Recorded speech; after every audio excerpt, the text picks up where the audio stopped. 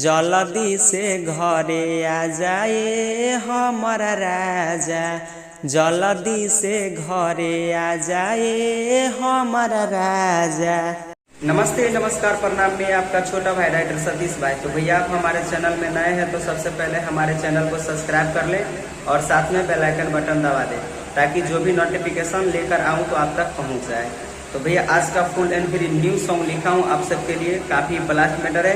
तो चलिए मैटर सुनाते हैं और आप लोग से रिक्वेस्ट है कि वीडियो को स्किप करके ना देखें और वीडियो अगर मेरा गाना पसंद आया तो भैया आप लोग से रिक्वेस्ट है कि लाइक कमेंट शेयर करना ना भूलिएगा। तो चलिए मैटर की तरफ, तब तक के लिए बाय।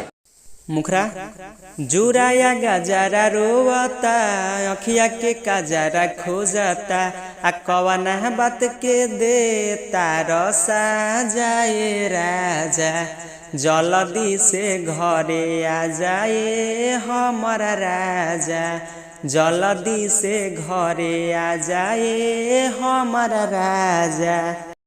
फर्स्ट अंतरा है कहनावा के बाली मथ के बिंदिया लीला रहो, सुबह सम करेला राजा तोहर इंतजार हो। कहनावा के बाली मथ के बिंदिया लीला रहो, सुबह सम करेला राजा तोहर इंतजार हो।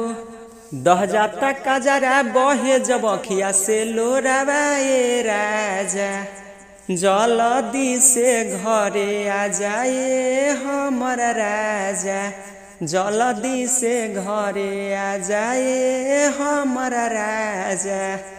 लास्ट वाला अंतरा नाम वाला राइटर सतीश पंकज भइल तू बेदर्दी, छूटल नइखे राजा अबही हाथावा के हरदी।